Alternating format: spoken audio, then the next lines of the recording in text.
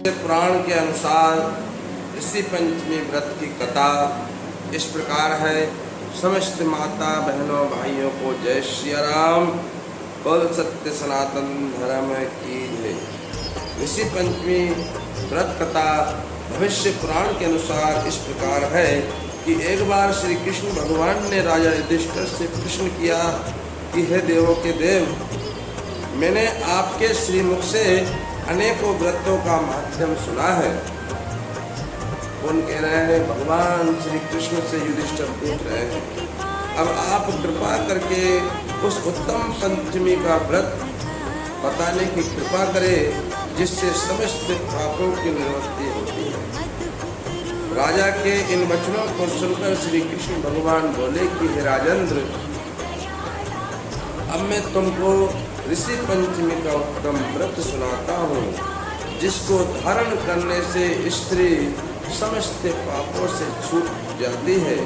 हे राजन, जो स्त्री रजस्वला होकर भी घर गृहस्थी के कामों में प्रवृत्त रहती है तथा घर के बर्तन आदि को जाने अनजाने में छू लेती है, वे अवश्य ही 100% नरक में ही जाती है। अतः चारों वर्णों की स्त्रियों को चाहिए कि रजस्वला स्त्री घर में कार्य नहीं करे, अर्थात भोजन पानी इनसे दूर रहे, क्योंकि पूर्व समय में वृत्रासुर का वध करने के बाद इंद्र को ब्रह्म हत्या का महान पाप लगा था। उस समय ब्रह्मा जी ने उस पर कृपा करके, किस पर? राजा इंद्र पर कृपा करके उस पाप को 4 भागों में अर्थात 4 स्थानों में बांट दिया।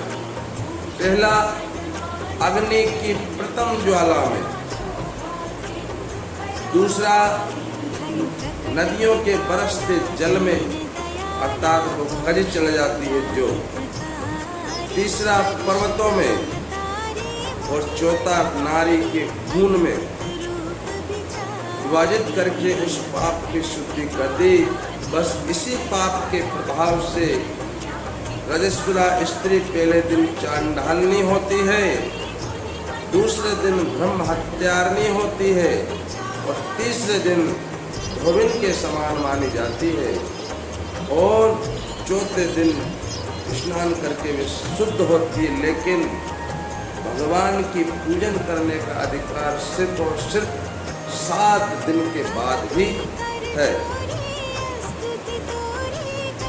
रजस्वला धर्म में जाने अनजाने उससे जो भी पाप हो जाते हैं उनकी शुद्धि के लिए हर स्त्री को ऋषि पंचमी का व्रत अवश्य ही करना चाहिए।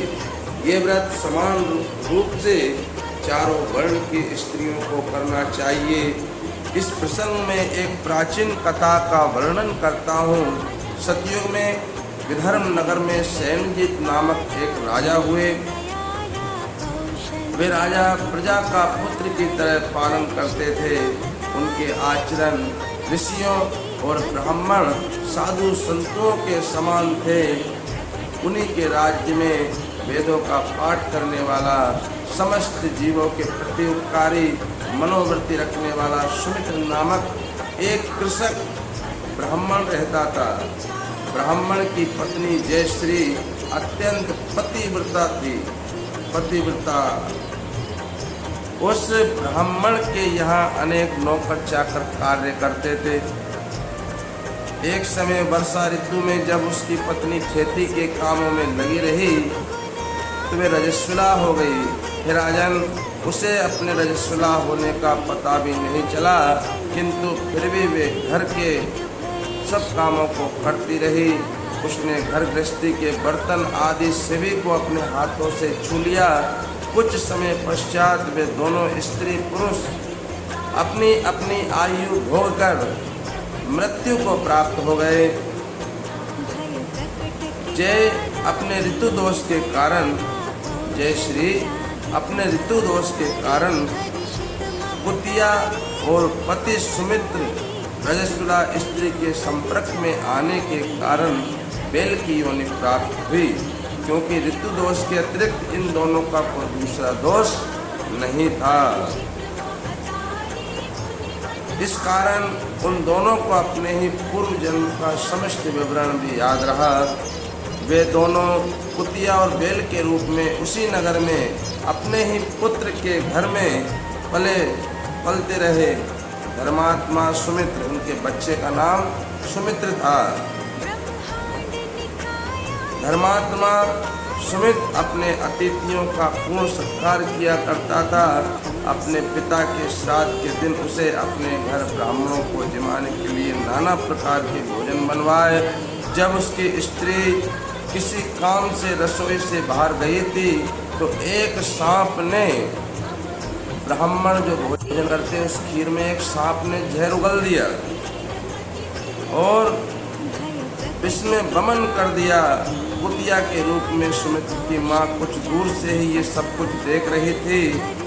पुत्र की बहू के आने पर उसने पुत्र को ब्रह्म हत्या के पाप से बचाने के लिए उस बर्तन में मुख डाल दिया। सुमित्र की पत्नी चंद्रवती कुतिया का ये कृत्य न सह सकी। सुमित्र की पत्नी का नाम चंद्रमुखी था। उसने चूल्हे से जलती हुई लकड़ी निकाली और कुतिया को इतनी जोर से मारी कि बेचारी की कमर ही तोड़ दी। मार खाकर घर से इधर उधर भागती हुई चौके में जो वे जूठन इत्यादि बची रहती थी वे सब सुमित्र की बहू उस कुतिया के सामने डाल दिया करती, किंतु उस दिन क्रोध के कारण उसने वे भी बाहर फेंकवा दी। कुतिया को न डाली, सब खाद्य पदार्थों को भिगवा कर साफ बर्तनों में उसने सब खाना दोबारा बनवाया तथा ब्राह्मणों को जिमाया। रात्रि के समय भूख से व्याकुल होकर वे कुतिया अपने पहले के जन्म वाले पति ब्राह्मण जो बैल की योनि में था, बैल के रूप में रह रहे थे, अपने पूर्व पति के पास आकर बोली कि हे स्वामी, आज तो मैं भूख से मरी जा रही हूँ। वैसे तो मेरा पुत्र मुझे रोज कुछ न कुछ खाने के लिए देता था, लेकिन आज तो उसने मुझे कुछ भी नहीं दिया। मैंने सांप के विष वाले खीर के बर्तन को अनेक ब्रह्म हत्याओं के भय से छूकर उनके न जा खाने योग्य कर दिया। इसी कारण से उसकी बहू ने मुझे मारा और आज खाने को कुछ भी नहीं दिया। तब बैल बोला कि हे भद्रे, तेरे पापों के कारण तो मैं इस योनि में भटक रहा हूँ और आज बोझा ढोते ढोते मेरी कमर टूट गई है। आज मैं भी दिन भर खेत में हल जोतता रहा। मेरे पुत्र ने आज मुझे भी भोजन नहीं दिया, ऊपर से मारा भी खूब है। मुझे इस प्रकार कष्ट देकर उसने श्राद्ध को, उस दिन सुमित्र के माता पिता का श्राद्ध था, उसने श्राद्ध को निष्फल कर दिया है। अपने माता पिता की इन बातों को उनका पुत्र सुमित्र चुपके से सुन रहा था। उसने उसी समय उनको भरपेट भोजन कराया। फिर उनके दुख से दुखी होकर वे वन की ओर चला गया। वन में जाकर उसने ऋषियों से पूछा कि हे ऋषिवरों, मेरे माता पिता किन कर्मों के कारण इन नीची योनि को प्राप्त हुए हैं और अब किस प्रकार से इनसे छुटकारा पा सकते हैं। उन वचनों को श्रवण कर सर्वतपा नामक ऋषि उन ब्राह्मण कुमार पर दया करके बोले कि पूर्व जन्म में तुम्हारी माता ने अपने उच्छृंखल स्वभाव के कारण रजस्वला होते हुए भी घर के समस्त कामों और वस्तुओं को स्पर्श किया। तुम्हारे पिता ने भी माँ का स्पर्श किया, इसी कारण वे कुतिया और बैल की योनि को प्राप्त हुए हैं। तुम अपनी मुक्ति के लिए सपत्नीक पंचमी का व्रत धारण करो। इसका फल अपने माता पिता को अर्पण करो।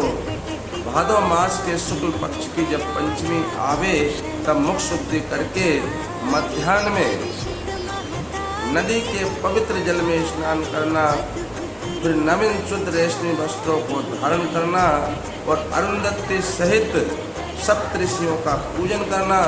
सर्वतपा ऋषि इन वचनों का श्रवण करके सुमित्र अपने घर की ओर लौट आए। ऋषि पंचमी का दिन आने पर पत्नी सहित समस्त विधि विधान से इस व्रत को किया। इसका पुण्य अपने माता पिता को अर्पित किया। इस व्रत के प्रभाव से उसके माता पिता दोनों ही पशु योनियों से मुक्त हो गए और दिव्य विमान पर आरूढ़ होकर स्वर्ग को चले गए। हे राजन, भगवान श्री कृष्ण कहते हैं कि हे राजन, इस व्रत को धारण करने से अनेक उत्तम और मनवांछित फल प्राप्त होते हैं। समस्त तीर्थ यात्राओं, समस्त व्रतों और दानों से जितना भी फल प्राप्त होता है वे सब केवल एक ऋषि पंचमी के व्रत को धारण करने से प्राप्त हो जाता है। जो स्त्री श्रद्धा पूर्वक धारण करती है वे समस्त सांसारिक सुखों को प्राप्त कर लेती है। ये व्रत समस्त ऐश्वर्यों को देने वाला है, स्त्रियों के समस्त पापों को नाश करने वाला है, इसमें कोई संदेह नहीं है। इस व्रत कथा को पढ़ने और सुनने और शेयर करने और लाइक करने वाले को पापों से छुटकारा प्राप्त हो जाता है, इसमें भी कोई संदेह नहीं है। बोल जय श्री राम, जय हनुमान, सप्तऋषि भगवान की जय। सभी भक्तों को सीताराम। सभी ध्यान लगाकर कथा का पुण्य प्राप्त करें। जय श्री राम।